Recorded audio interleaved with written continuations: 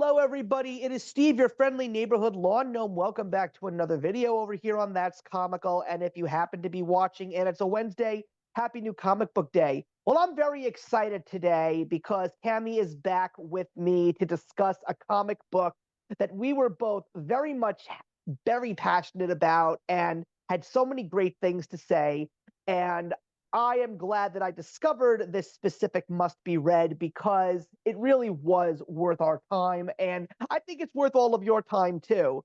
But I got extremely surprised last year when Boom Studios announced that there was going to be a little bit more to this specific story. And of course, when I told Cami, she was probably more excited than me because it is all about one of her favorite things in the whole wide world. So we're going to be talking once again about the book that was given to us by writer Dan Panosian and artist Giorgio Spalletta, their follow-up to Alice Ever After, the 5-part miniseries from Boom Studios, Alice Never After. So, Cami, I guess I'm just going to start off by asking, what was your initial feeling when I told you that we were actually going to be getting more to this take on the Lewis Carroll classic? Because I know how much you loved the first installment.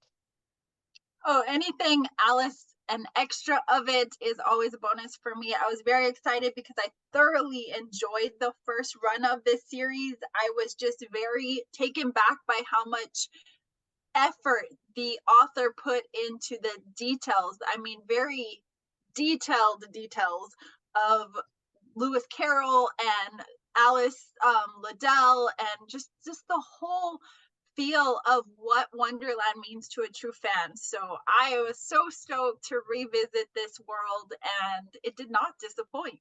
And it definitely didn't disappoint me either, because the one thing that I said that I wished we got more of in the first installment was we didn't get enough of Wonderland. We got a lot of Alice in the real world. Well, in Alice Never After, we went through the proverbial looking glass, if you will, and we got a lot of Alice's adventures in Wonderland after what happened in the first installment. So just in case you all don't remember, we will leave a link to our first initial discussion on Alice Ever After.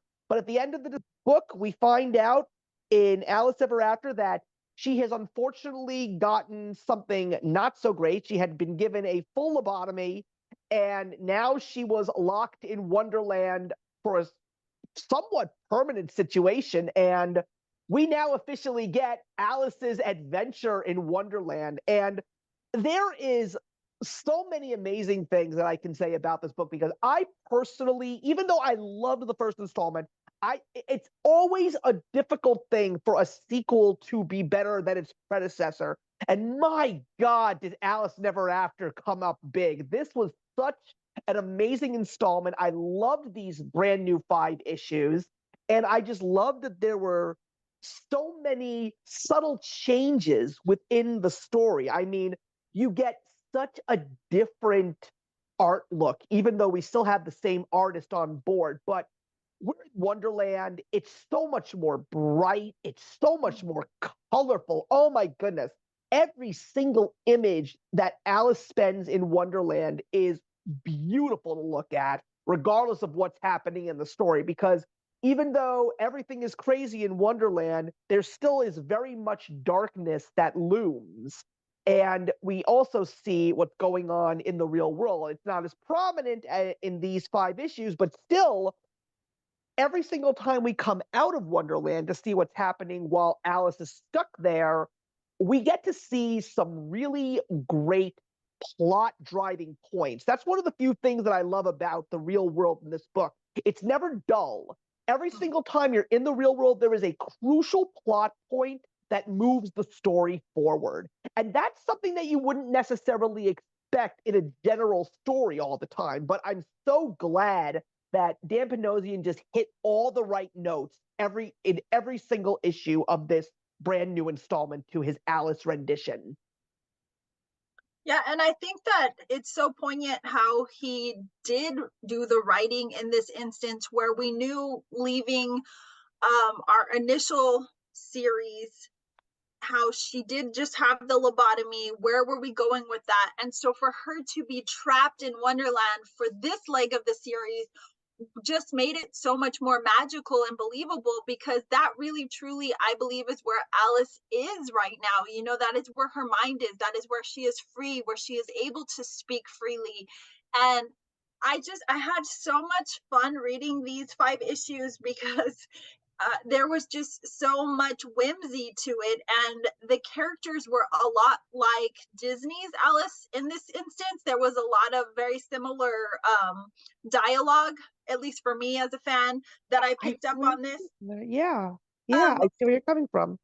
but I also did enjoy the fact that we did stay out of the real world, because I mean, we got, obviously little snippets like you said, but it wasn't what this was about. This was about Alice. This is about what's going on in her head, what she's feeling. And in order to truly encapsulate that, we had to be in Wonderland to get that full on feeling.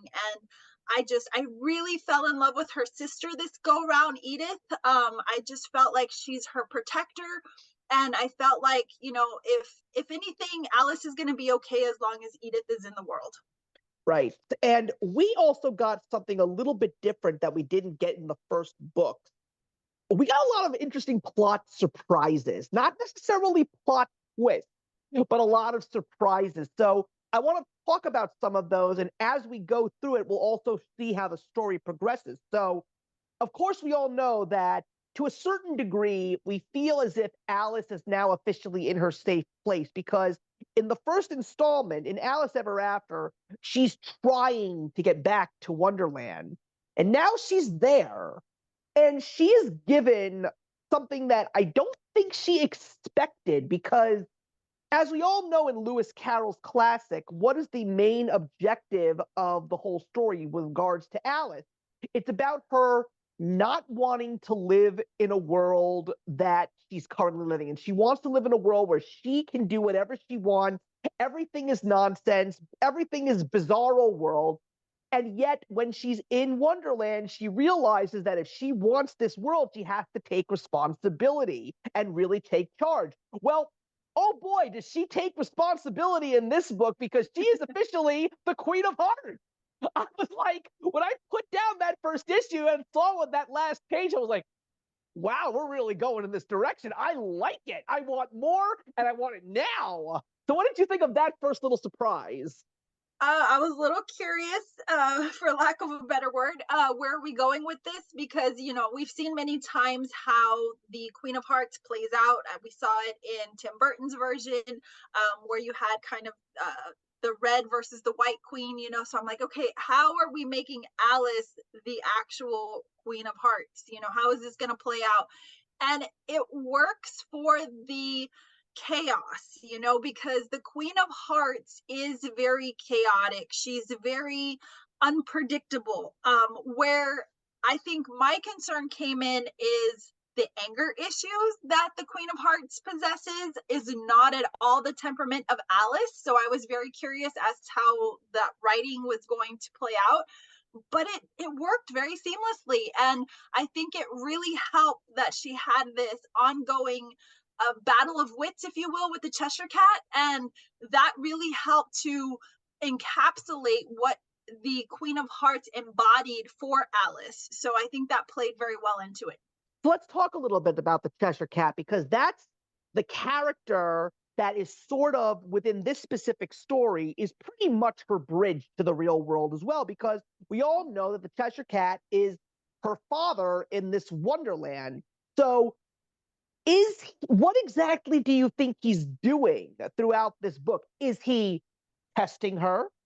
Is he trying to take advantage of her? The first thing that we notice in regards to the Chester Cat is now that she is the queen, oh, maybe I can finally get forgiveness from Alice after all that I did to her. So, what do you think was his main purpose? I mean, I think it could be any of those things, but I personally feel that he was just being his no good trickster self just because of, but more so as her father and not necessarily as the Cheshire Cat. E, all of the above. And I say E because it's not D and typical. No, absolutely. It's all of those things. And I think that's what's really important. The Cheshire Cat has never been a character that can be trusted. If you look at the early 2000s video game of the Cheshire Cat, and how he's kind of the lead narrator and he leads Alice through this dark side of Wonderland. He is not a character to be trusted, although he gives helpful advice and he provides tips and tricks for her to get to the next level, so to speak. He's always testing her, and that was a very unique phrase that you used there, because I do think her father tests her. It's kind of more like, I am your father, I know I have this control over you as a parent, but here in Wonderland you do have some sort of power and I have to respect that to a point. I believe he truly wants her to want to remain in Wonderland. I think that is his overall objective. But I think there are character attributes of him that need her to also be focused in the real world to prove his point, that she doesn't have the sustainability and the wherewithal within her own mind to make decisions for herself. So therefore, in that world, he is capable of making those decisions for her. And as we saw here, there's a huge plot twist, which we'll get to shortly, that he feels he should own the rights to making that decision. And so watching him teeter back and forth with her and have this relentless banter and just seeing her stand up for herself and find that power within really speaks true to Alice's true nature, and how she doesn't back down and how she is so much more um willing to trust herself, even though she does second guess herself when she's in Wonderland versus when she's in the real world. When she's in the real world, she feels powerless. She feels that everyone else is making decisions for her, whether it's her sister or her parent. And in this case, seeing that back and forth with her father is just very powerful in watching Alice grow and come to her own terms. And at the same time, you also see him in the real world as her father, also trying to take control away from Edith, because Edith obviously knows that Alice knew that there was something dark about him. She obviously sees the darkness in her father. And as much as, so while he's testing Alice as the Cheshire Cat, in Wonderland, he is testing Edith in the real world, seeing what can he do to possibly make her break. And I just have to say one more thing, because you mentioned the American McGee Alice video game. I was doing a little bit of thinking. I still am hoping they make a movie out of that game one day, because even though, it would have been great to see Sarah Michelle Gellar play Alice, but I know exactly who could play her if they wanted to make the movie today. They got to cast Anna Taylor-Joy. She would be the perfect Alice in today's world, because I think she just got that look. I do reference back to that game a lot, not only because I played it for relentless hours, but I do think that it plays into the dark side of Wonderland, which a lot of people don't talk about. They want to latch onto the whimsical and the magic and the color and the brightness and all And the of that. fantasy. They hang on more to the fantasy, but don't see the horror undertones. Well, and I guess this is, just obviously I've dedicated 30 years of my life to really truly studying Alice. I mean, not just collecting. Obviously, I collect everything from the story in pillow form, to every Funko Pop ever made. But the thing is in order to truly understand the heart of Alice and why I appreciate this comic so greatly, is you really truly have to know Lewis Carroll, and to get the details that this author got and just kind of how he really wove it into this story just speaks volumes for the kind of fan he must be. And so to reference that video game, I think that just kind of helps people have a visual, because people have seen the toys that were created. They've probably seen pics or images, maybe small video clips of the game if they didn't play it during that time period.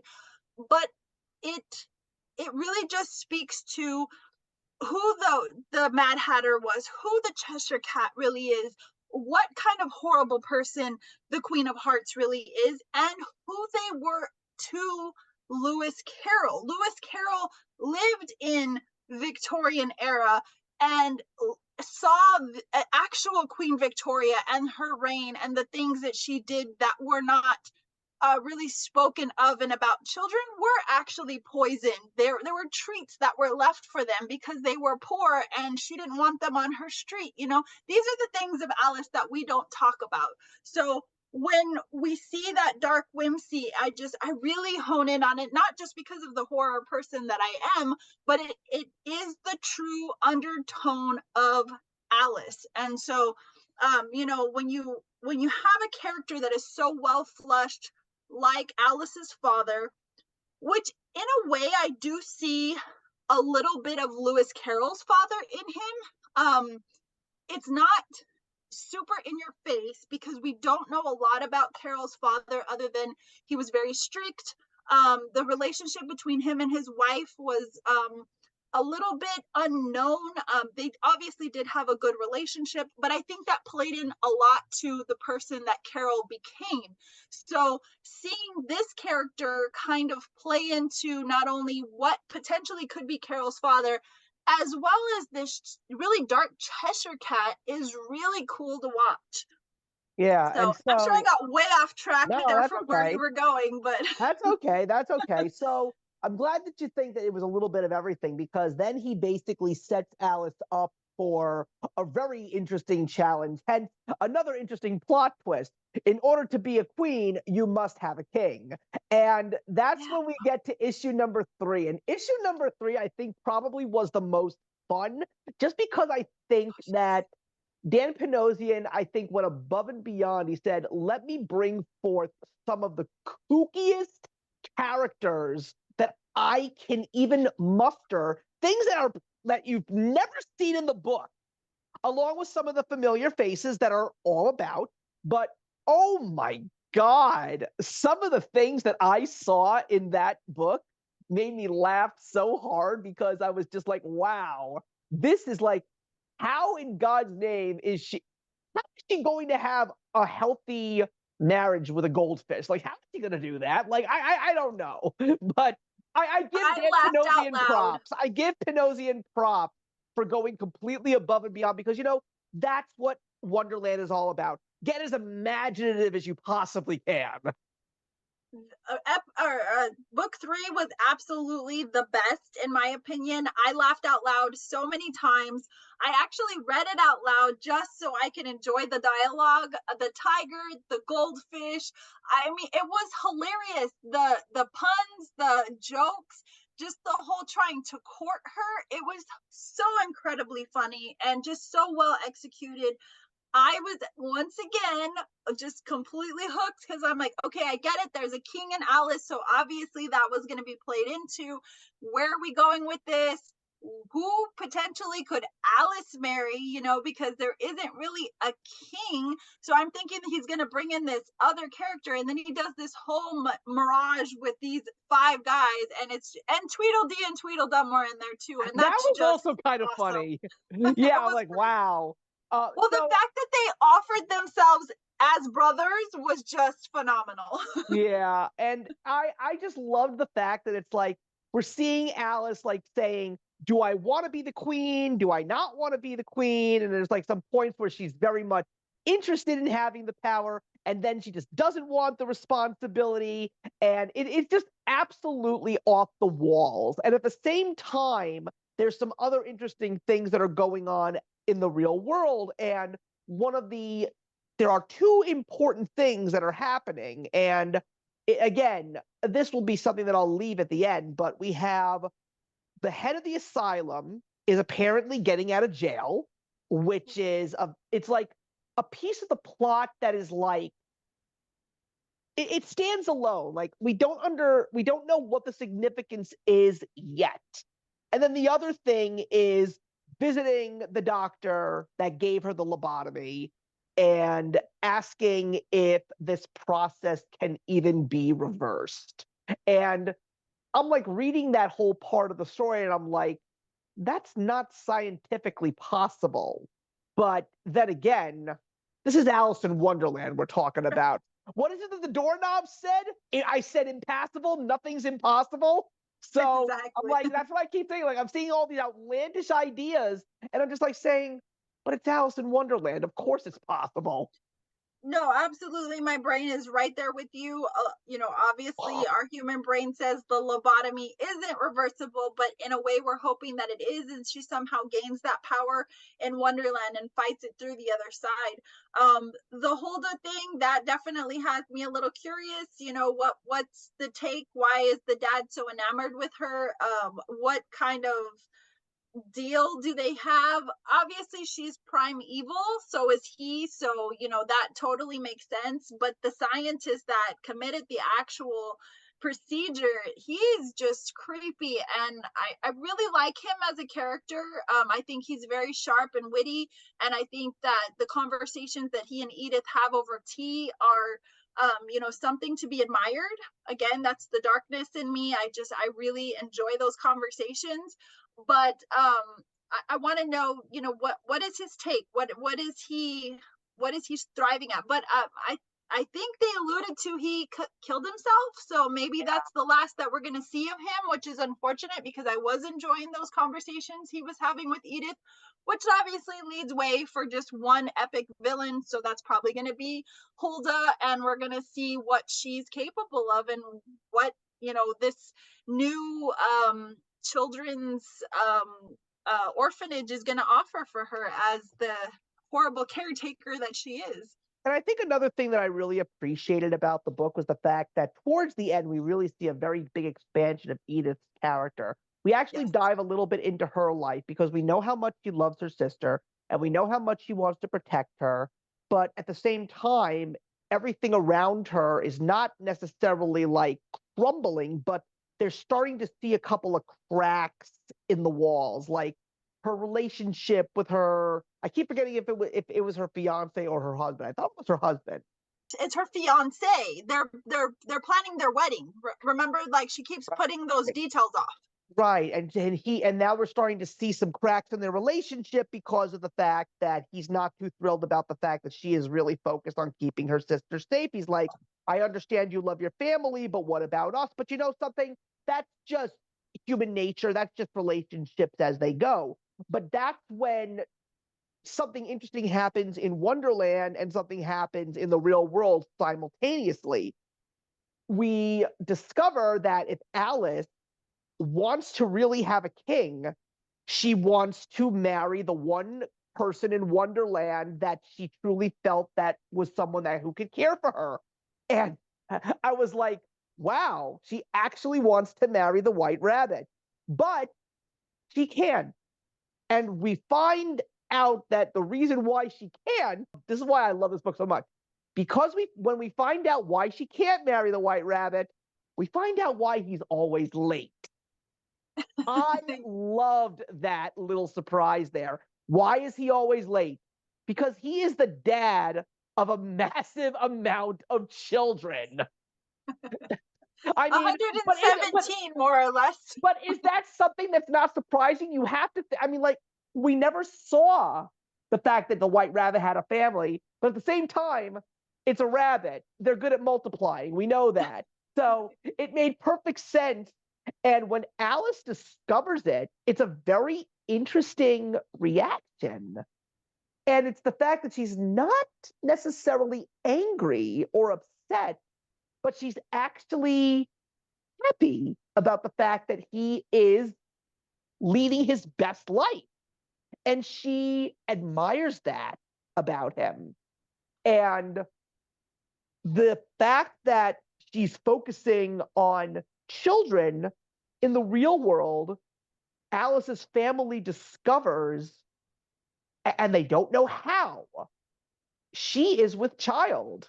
That was the other big surprise. So this is where things are starting to get a little bit hairy in the real world, because it seems that one of the things that Alice's dad is trying to do is be able to take the child from Alice. And that is probably one of the most sinister things that he could ever do, because he believes that she's never going to wake up from this dreamland that she's in right now. So if she's going to have the child, someone's got to take care of this child. Edith doesn't want that. She would rather take care of the child. But anyway, I've been rambling a lot. Tell me your thoughts on everything that I said. So I'll go back a little bit. It wasn't surprising to me that Alice wasn't upset when she discovered that the White Rabbit was married and had a big family, because I don't feel that her love was ever any more than a platonic love. I think she chose him to be a possible suitor as a king because she felt safe with him. She felt like he was the one person or the one entity that she could speak to, that she could have these conversations with, and she wasn't judged or, and I feel that also there's something to be said about those short intervals. Obviously we know why he's running away now, but she doesn't have to consume a lot of time explaining herself or arguing with the White Rabbit because she knows that those conversations are going to be very short lived. Now, in terms of her pregnancy, I think it's also important to notice how quickly her belly is developing from like 1 to 2 to 3. But that goes to reason with how long she's really just been trapped in this world, how long she's been in this stupor, so to speak. So that was interesting to kind of watch the development of her stomach. So when her father discovers it, I mean, she's got a pretty ample tummy. She's sitting there on the floor, and I mean, one could assume it's her dress or something like that. But his hand is obviously on her stomach. I don't find it to be sinister that he's trying to manipulate the pregnancy, though, and determine what he wants to do with the child. As her guardian, her sole parent, I think feels that it's his decision, given the state of her mental health and her well-being, that he make that decision for her. But you do see this often when you look back in history, and perhaps this is just my sinister, weird horror knowledge. Anyone that has ever been in the public eye that's had the procedure done, Joe Kennedy comes to mind. That they feel that they are the owner of that child. They feel that they do have to make those decisions. And so I feel that it's not so much the control or the power of the child, because he could probably care less at this point. I mean, he sees it as a problem and he just wants it gone. It's just something in his way of his bigger plan. But I don't feel that makes him any more or less evil. It's just he's a bad person, and now he's got to deal with Alice's situation. What does he call it? He calls it her predicament or something. He doesn't call it her a problem, but he does reference something in the Yeah. storyline. Nonetheless, I do feel that as long as nothing happens, God forbid, to Edith, I do feel that this child should be safe. And I think somehow she will ensure that happens and Well, he then, doesn't get the control. well, then we get the ending. Yes.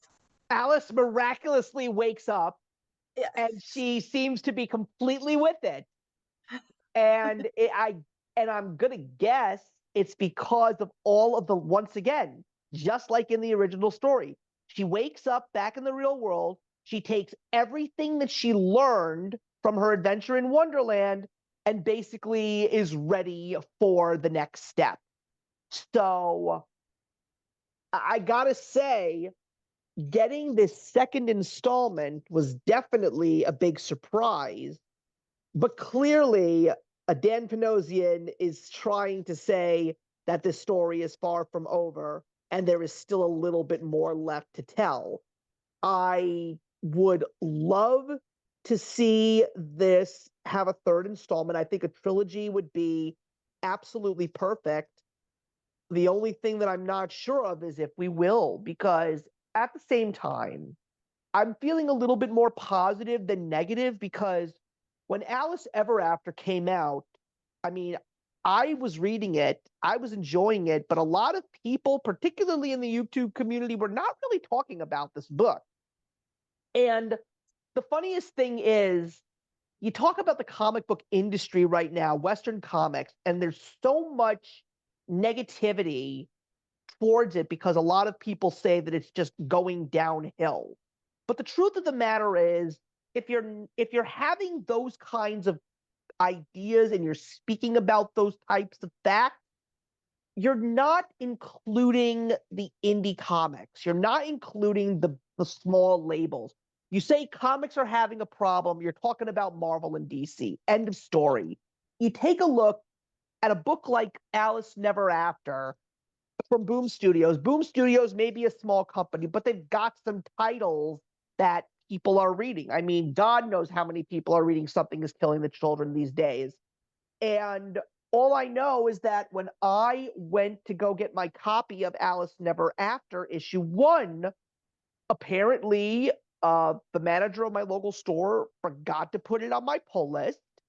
And I went to go check if there was anything left on the rack. And the manager was not there. It was the other manager. And he says, there could be, but he says, don't quote me, because he said that book's been flying off the shelves.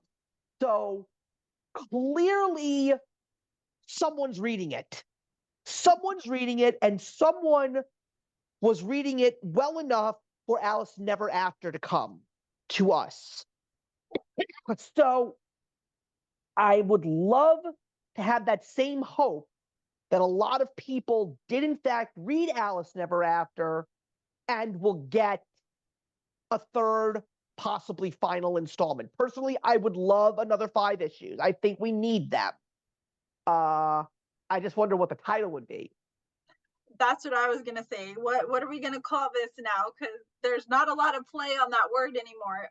But I've never given a lot of weight to who's talking about what in any forum, whether that be YouTube, Instagram, X, whatever people are talking about things. It's great for conversation. It's great to banter back and forth. But at the end of the day, your wallet speaks volumes. And so if people are running out to the comic book store and picking this up, whether they choose to make a video about it or not, the sales will drive whether or not we get another 5 issues. And I do feel that it should be coming, because this story was kind of left open-ended with hey, Alice is awake and now we need to find out what happens next. So I have no doubts, as long as there's funding there, that we will see this as a continuation. Furthermore, I don't get really locked into hype. I think that when people start really hyping stuff up and getting really locked into, oh, you need to read this and you need to read that, we kind of get lost in the shuffle of it, and we don't really focus on the good of it. So, when we have conversations like this where we kind of, we do a dive, it's not super deep, but it's deep enough to give you our thoughts on it. I think these types of conversations are important, because we're not forcing people to go out and buy what's popular. We're talking about things that we genuinely loved and why we loved it, And so for me, if this doesn't come to pass, yes, I'll be really upset, but I'm not even concerned with what Marvel and DC are doing. I will flock to that if there is a storyline or if there is a character that I'm interested in. But I have literally been living in indie comics for 3.5, 4 years now. I love my IDW. I love my Boom Studios. I love my Scout Comics.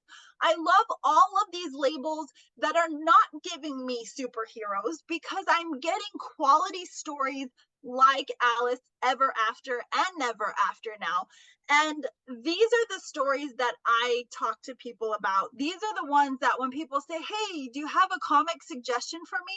I'm giving them these types of titles and not saying, hey, go read, although I love it, like Batman the Long Halloween.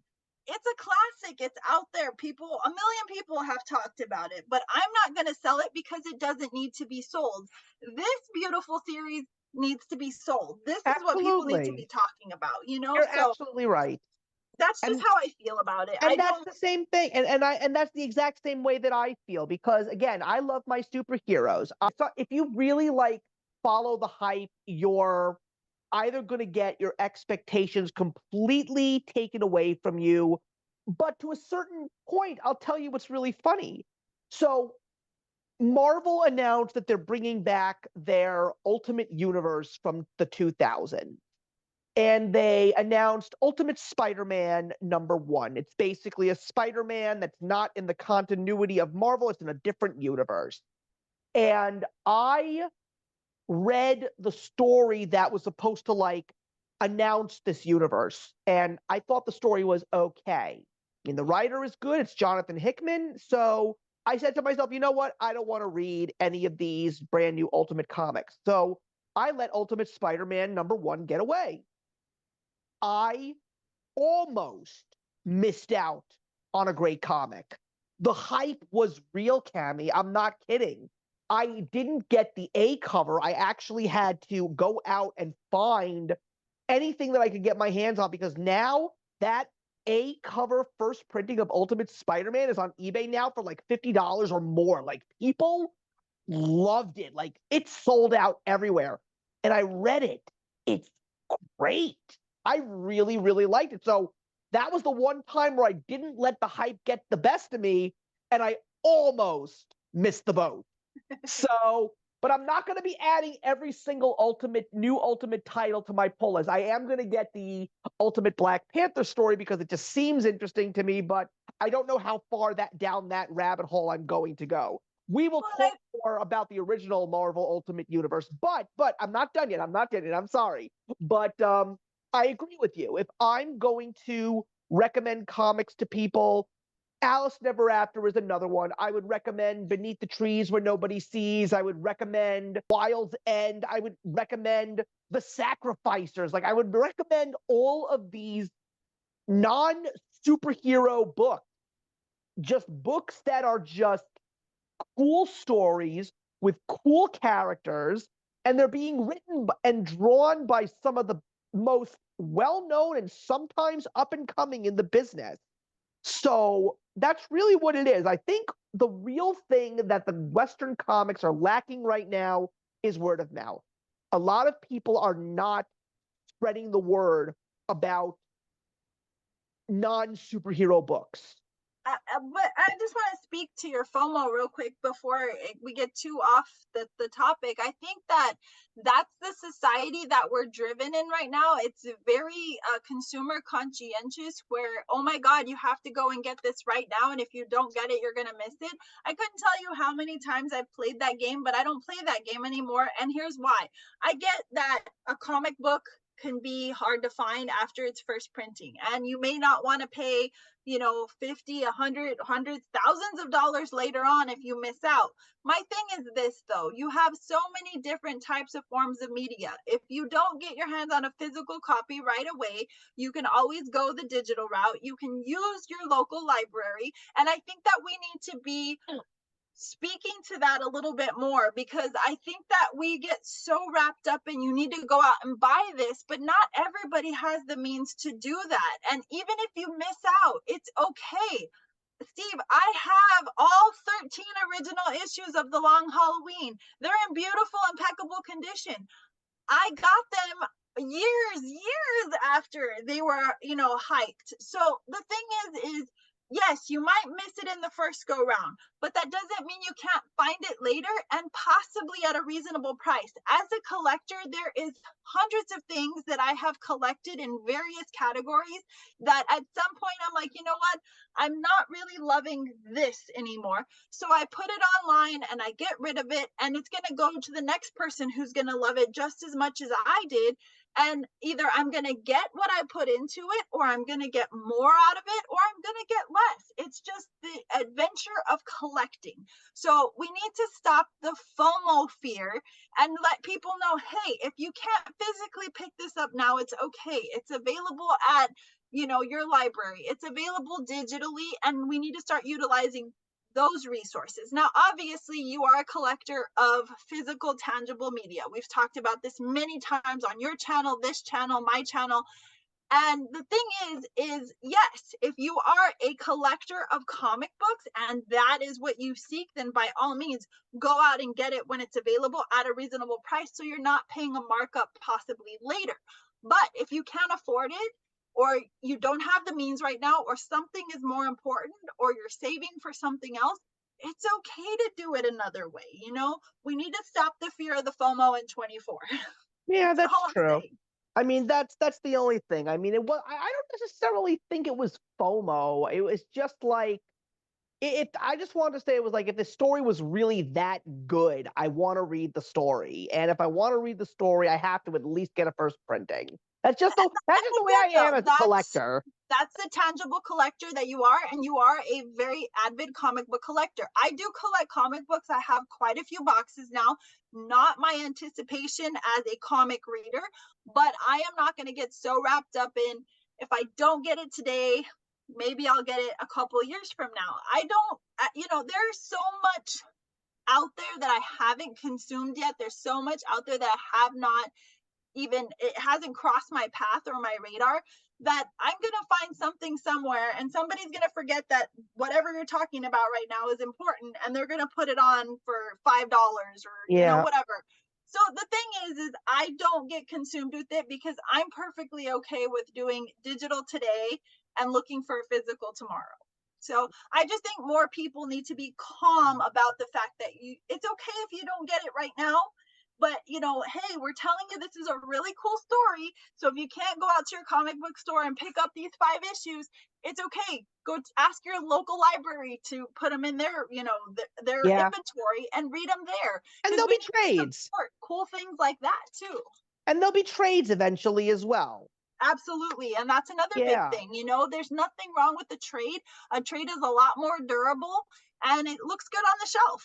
Yeah, I mean, a perfect example for me is the fact that yeah, I know we're going off on a tangent and we're pretty much done with the discussion, but we'll get into this other thing a little bit deeper as well. But yeah, it's like there's certain comic books that I know cost a pretty penny, and there's no way that I would be able to get the originals for a decent price. Like you can't get a first printing of Teenage Mutant Ninja Turtles 1 by Kevin Eastman and Peter Laird for a very good price. But you can easily go into bookstores and easily go on Amazon and find yourself some bind ups. And I do that with like some other older stories from the past, like some old Spider-Man titles like The Death of Gwen Stacy. Like you can't get Spider-Man 300, which is the first appearance of Venom, for a good price either. Like you've gotta either pay through the nose or sell your kidneys on the black market, or you just get the bind up, which gives you all the story that you need. You get the story, you get pictures of the covers. I mean, I'm happy that I have the Funko Pop of Spider-Man 300, the comic cover, just because I got the comic cover and I got the cool pop that goes with it. So there's other ways to find what you're looking for. But anyway, everybody, I think that's going to wrap up this episode of Must Be Read. I am hoping that in about a few months, maybe a year from now, Cami and I will be back discussing this beautiful book's third installment. Alice Never After is amazing. I think it's so much better than the first book. Not to say that the first book is bad. The first book is great. The second one is just even better. And that's what we want our stories to be. So thank you very much for watching, everybody. Leave a comment in the box below and leave us a like. We'd love to chat with you. And if you want to know about what's coming to the channel, and trust me, we've got a lot of good stuff in the works for the next couple of weeks, everybody. You'll be seeing a video very, very soon, and soon a video after that, I promise. Because we got a lot of important work to do this year on That's Comical. So don't forget to hit that subscribe button and the notification bell so you're up to date with all of our latest content. And we will see you in the next one.